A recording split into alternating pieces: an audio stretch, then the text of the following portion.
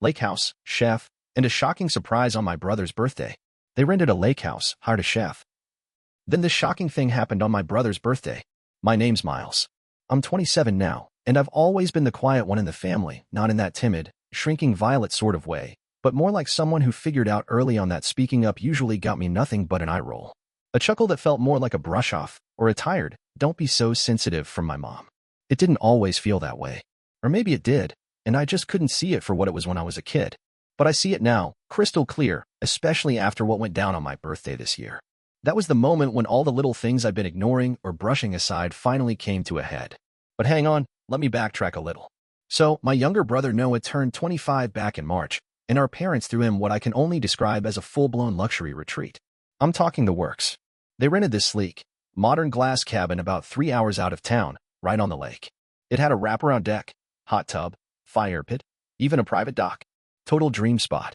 They flew in a couple of his friends from out of state, and to top it off, they brought in a private chef to cook for the weekend. No joke. The whole thing was plastered across Facebook. My mom captioned the photos with stuff like, "So proud of our baby boy, celebrating Noah in style," and "He deserves the world." There were group shots of them clinking champagne glasses, reeling in fish, playing poker, and cracking up around a fire. One picture was just Noah standing on the deck with the caption, "A king deserves a castle." I saw the pictures. Didn't hit like. Didn't leave a comment. Didn't say anything at all, really. But deep down, something shifted. It wasn't jealousy, not quite. It was more like this creeping, heavy realization settling in. They'd never do something like that for me. Not because they couldn't, but because it just wouldn't occur to them that I might be worth that kind of effort. Still, I tried to shake it off. Noah's always been the golden child, loud, magnetic, the kind of guy people just naturally gravitate toward. Me? I was the kid who got straight A's, who kept out of trouble, who stayed up cramming for tests instead of sneaking out with friends. Somehow, that made me easy to overlook. Even so, I held out a little hope for my birthday. I thought maybe, just maybe, they'd do something this time. My birthday was 2 weeks ago, April 5th. I kept the day open just in case.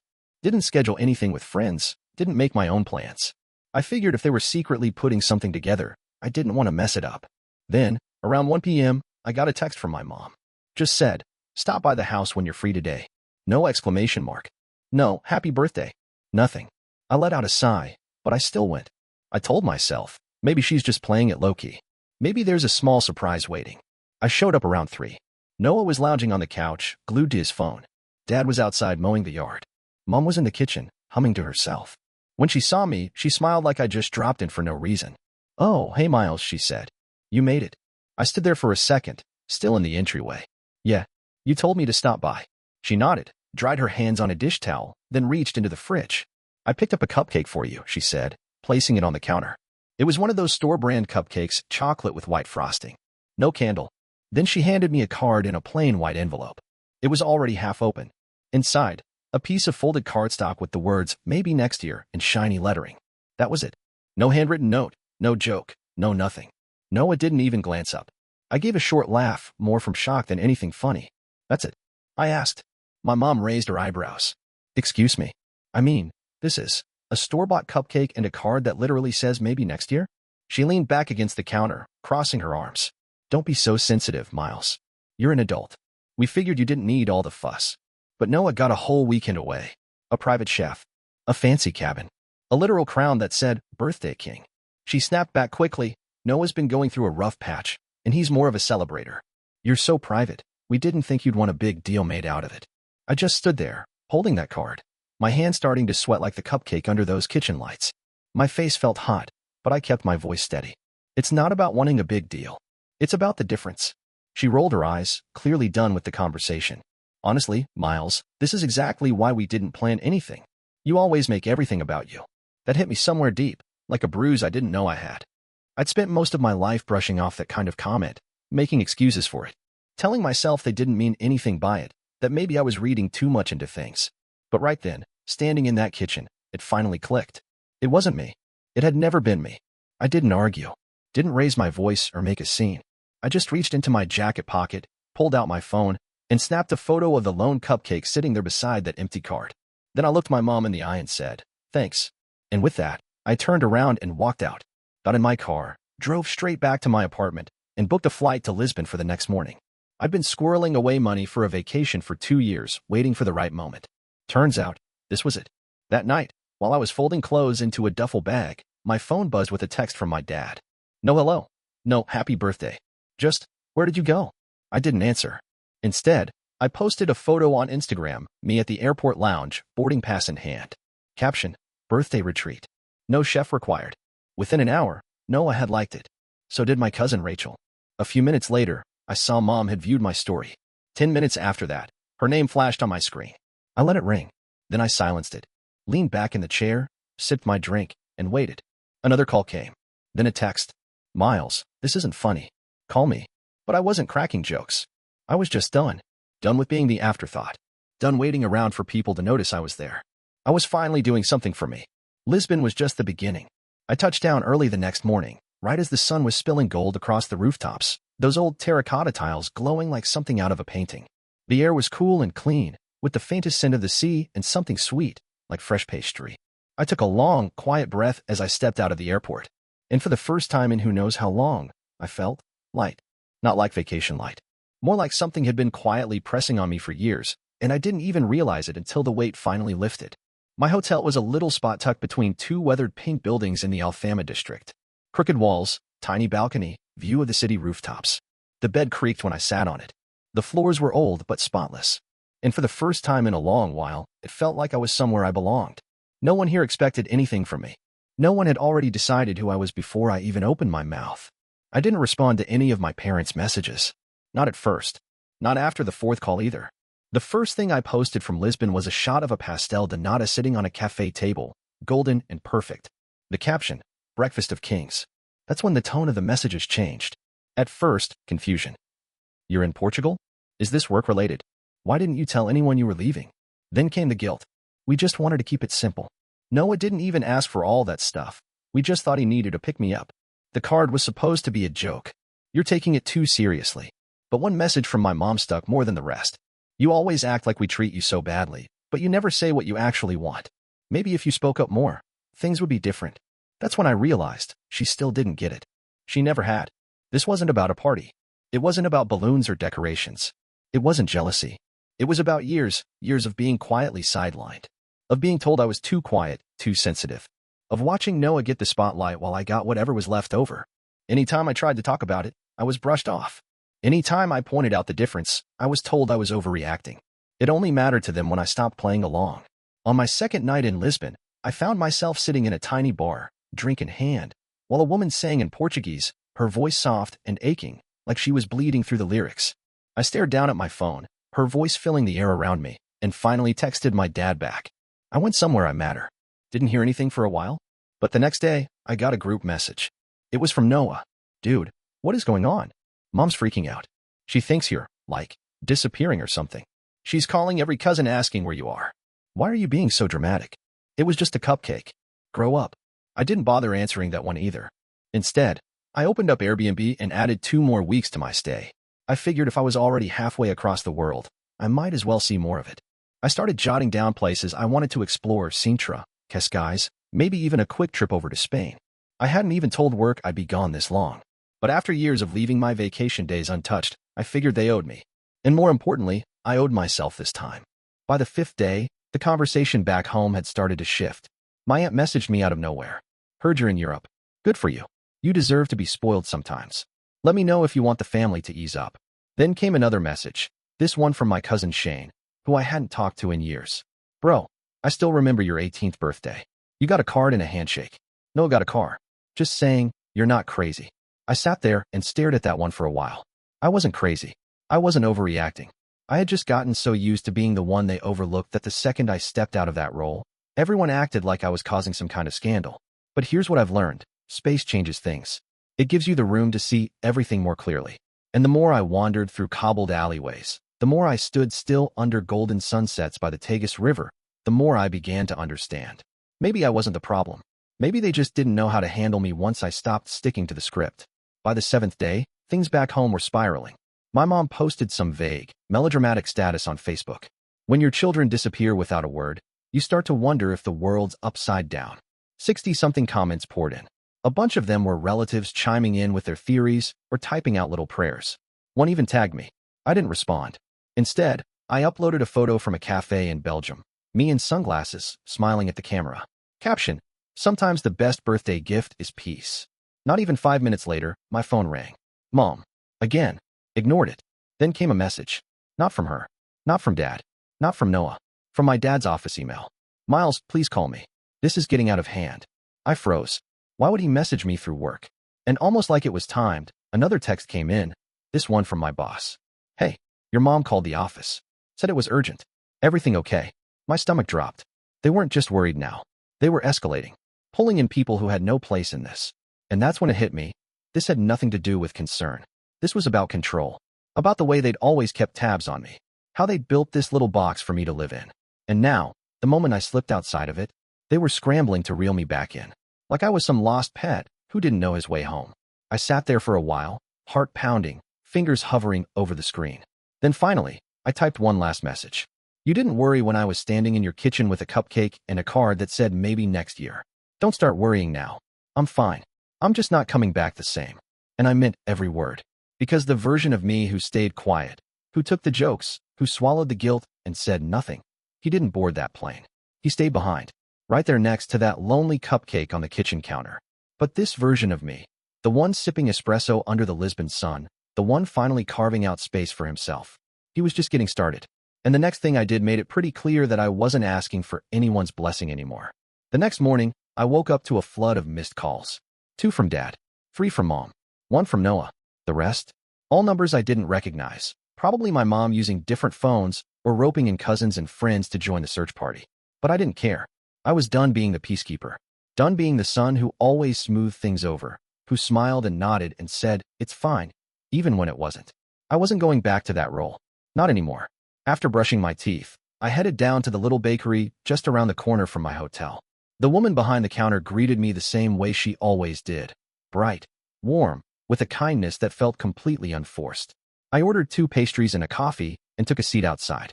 The sky above was soft and blue, streaked with thin clouds. The street below was starting to come alive, slow and quiet, like the world was stretching after a long sleep. Locals were sweeping off their front steps. Kids in backpacks ambled down the sidewalks toward school. A man pushed a wooden cart loaded with books, stopping now and then to chat with passersby. I watched all of them with this odd feeling in my chest, like envy, but gentler. These strangers didn't know who I was, didn't know what I'd left behind or what I was trying to outrun. But still, they treated me with more kindness than my own family ever had. And realizing that, it hit me harder than I expected. That afternoon, I did something I'd never done before. I turned off my phone. Not just on silent. Not do not disturb. I mean completely powered down. And I left it there, face down on the nightstand in my hotel room. Then I walked. For hours. Through narrow alleys and wide-open plazas, past weathered churches and bright murals that stretched across stone walls. Somewhere near Barrio Alto, I got completely turned around and wandered into a tiny art gallery. The air inside smelled like paint and old wood. A man was perched on a stool, working on a canvas full of swirling dreamscapes. He glanced up at me and said, "You've got sad eyes, but strong shoulders." I laughed, told him that might be the most accurate thing anyone had said to me all year. For the first time in what felt like forever, I didn't think about my mom or dad or the sad little cupcake on the counter. I didn't think about Noah and his lake house getaway. Instead, I thought about me, who I was when I wasn't constantly squeezing myself down to fit the space they allowed. That night, I bought a journal. First page, I wrote, "You are not selfish for choosing yourself." Second page, "They only call it overreacting when they don't like the reaction." Third page, I started a list. Every time I'd been pushed aside. My 18th birthday. They forgot until dinner. Gave me a $20 gas card. Noah got a full-blown party, balloons, and a cake shaped like a football. College graduation. They showed up late. Left early. Noah had a soccer game. Valedictorian speech. No photos. No mention. Just a quick hug, and Noah's game starts soon. Christmas 2 years ago. I bought thoughtful gifts for everyone. Noah forgot mine completely. Mom said, "He's just busy. Don't guilt trip him." And on and on. It was never about the gifts. It was the pattern. The message underneath every action. You don't matter as much. Not a priority. Not even close. The next morning, I turned my phone back on. It exploded. Dozens of missed calls, unread messages, and, of all things, screenshots. Apparently, someone had seen my birthday retreat post and sent it to the extended family group chat. And now, uncles, aunts, and cousins were chiming in with their takes. Some were kind. "Miles, I had no idea. That post broke my heart. You always were so quiet. I wish I'd reached out. Others, not so much. Running off and airing dirty laundry online? Not very mature. Everyone gets a cupcake birthday now and then. It's not that deep. Then came the message that stopped me cold. My mom had sent a photo of my old bedroom. The furniture was rearranged. My bed was gone. My books packed into boxes. A treadmill now sat where my desk used to be. She captioned it. Didn't think you were coming back. Figured we'd use the space. No, love you. No, hope you're okay. Just that. Like I was something she'd been waiting to clear out. A room she was relieved to reclaim. I stared at the screen, jaw clenched, heart thudding in my chest. But I didn't cry. I didn't yell. Something inside me just switched. Not sadness. Not rage. Something colder. Sharper. Clarity. I took a slow breath and replied with one message. You don't have to make space for me. I've already found mine. And then I did something they never expected. I logged into my bank account. While Noah hopped between jobs and leaned on my parents every time rent was due, I had been quietly building something solid. Years of savings. Smart investments. A side business that was finally growing. I had a 6-figure safety net, and I'd never told anyone about it. Until now, I'd only used it for little escapes, plane tickets and pastries. But now, I was going to use it for something more. Something permanent. A few calls. A little paperwork. One bold leap. By the end of that week, I signed a lease for a small apartment in the heart of Lisbon.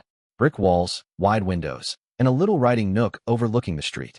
It wasn't luxurious, but it was mine. All mine. And then I did one last thing. I opened my laptop and drafted an email. Simple. Calm. No drama. Subject. Resignation notice. I wrote that I was pursuing an opportunity abroad. Thanked them for everything. No mention of my mom's calls to the office. No mention of the embarrassment. 10 minutes later, I got a reply from my boss. We'll miss you, Miles. But good for you. Go live your life. That was it. The last thread snipped. No more birthday calendar reminders. No more showing up because I felt like I had to. No more shrinking. No more bending over backwards to explain why I didn't try harder. I had tried, over and over, year after year. I had been patient, kind, soft-spoken. That chapter was closed now. I'd written the ending in peace and espresso and cobblestone walks. But just when I thought the dust had finally settled, just when it felt like the story had slipped into a quiet, dignified conclusion, something happened. Something that snapped me back like a rubber band. Something that made all the guilt trips, all the missed calls, all the dramatic silence look like child's play. Because this time, they weren't just trying to reel me back in. They were trying to erase me. It started on a regular Thursday. The sky was clear. I just finished my walk along the waterfront. Coffee in hand, sun warming my back. Life had slowed into a quiet rhythm. Lisbon no longer felt new. It felt like mine. I didn't check my phone constantly anymore. Didn't tense up when it buzzed. I'd learned how to live in the quiet between noise, to breathe without bracing. But that morning, a name popped up in my inbox I hadn't seen in a while. Tyler. We'd been college friends, though we'd fallen out of touch. I remembered he used to hang out with Noah sometimes. His subject line was short. Saw this. Thought you should know. The body of the email only held one sentence. Your brother posted this. Attached was a screenshot of a Facebook post. From Noah. The caption read, Family isn't about who runs off when things get hard. It's about who stays. Proud to be helping Mom and Dad rebuild after Miles's betrayal. Underneath that, a photo of my old bedroom. The walls, once soft blue, now painted beige like a hospital corridor. The bookshelves cleared. My diploma gone. In its place, a framed picture of Noah shaking hands with some local business owner. The caption below the image. New beginnings. But the comments. The comments were the gut punch. So proud of you, Noah. Stepping up like that. Leah, my cousin's wife. It's just a shame Miles couldn't talk things through like an adult. Some relative I barely remembered. And then the one that hollowed me out. Sometimes the prodigal son doesn't return. But the son who stays builds the future. My mother. I read that line over and over. 5 times. 6. 7. My hands went cold. My stomach dropped. They weren't just scrubbing me out of the room. They were rewriting the story. I was no longer the quiet one who kept peace at the cost of himself. I was the deserter. The traitor. The selfish one who walked away. And Noah? He wasn't the golden boy anymore. Now, he was the hero. The loyal one. The savior who stepped up. Never mind that the hard time they were rebuilding from was a mess they created. But what got me, what truly burned was this. They knew I wouldn't respond. They were counting on that. They knew I wasn't the type to post cryptic Facebook statuses or blow up family chats. They knew I wouldn't defend myself because I hated drama, confrontation, chaos. They figured I'd sit in silence across the ocean while they rewrote my legacy. And for a moment, I almost did. But then something in me shifted. Again, no more silence. I opened my laptop. I didn't write something angry or venom-filled. That's never been my style. Instead, I wrote what I knew, the truth, carefully, calmly, like laying out receipts on a table and inviting people to take a look. No photos, no filters, just words. For those of you who have heard a version of the story about me, here's mine. I didn't run. I didn't abandon anyone. I simply stopped trying to earn the love and respect that should have been freely given by the people who raised me. On my brother's birthday, our parents rented a lake house, hired a private chef, treated him like royalty. On mine, I got a single cupcake and a card that said, maybe next year. When I said that hurt, I was told I was too sensitive. So I left. Quietly. I took a picture of the cupcake, packed a bag, and flew to Lisbon. That wasn't a tantrum. That was a boundary. Then I kept going. For years, I played the role they liked: quiet, helpful, low maintenance. I watched my milestones get skipped, my achievements brushed aside, my feelings laughed off. I learned to nod and smile and say, it's fine, even when it wasn't. And now, I've chosen a different story, one where I don't have to ask to matter. And still, through all of it, I stayed loyal. I gave second chances like candy. I made excuses for them, told myself they didn't mean it like that. I kept showing up until it finally sank in. There's nothing noble about constantly showing up for people who never show up for you. Since I left, the messages haven't stopped. Some were kind. Some were sharp enough to cut. To those who said, you should have just spoken up. I did. Many times. It just didn't matter until I stopped playing along. I wasn't looking for pity. I wasn't fishing for applause. I just wanted the truth to exist somewhere. Unfiltered. Unburdened by guilt trips and sugar-coated half-truths. I didn't run. I chose peace. And sometimes peace looks like walking away from people who refuse to see you as anything more than a role they cast you in. I clicked post. Then I turned off my phone. Again. 2 days of silence. Not out of avoidance, but to breathe. When I turned it back on, I wasn't ready. Hundreds of comments. Dozens of direct messages. My words had spread, screenshotted, reposted, shared. People I hadn't heard from in years. Friends. Strangers. Even distant relatives. This hit me in the chest. I've always been the background sibling too. Thank you for putting words to something so many of us feel but can't explain. One message stood out above the rest. It was from Rachel, my cousin on my dad's side. We hadn't spoken in years. Miles. I always thought something was off with how they treated you. I just didn't know how to say it. I'm sorry. I see you now. And I'm really glad you got out. That was the beginning. More voices followed. Quiet ones, like mine had been. Not everyone took my side, of course. Some doubled down. My mom posted again, passive-aggressive as ever. Some people air their wounds instead of healing them. Noah sent me one message. Congrats on your little pity parade. You've always loved playing the victim. I didn't reply. Because I wasn't playing anything anymore. I wasn't part of the show. And with that, life began to quietly fill with real things. I joined a writing group in Lisbon. Started editing travel articles for a small English-language magazine. Picked up cooking again, something I hadn't done since college. And I made friends. Real ones. People who didn't know about the cupcake, or Noah, or the house I used to live in. People who laughed at my jokes instead of at me. People who invited me out without expectation. People who listened. A month after the post went viral, I got an email from a publisher. They'd seen it. They wanted to talk about a memoir. At first, I wasn't sure.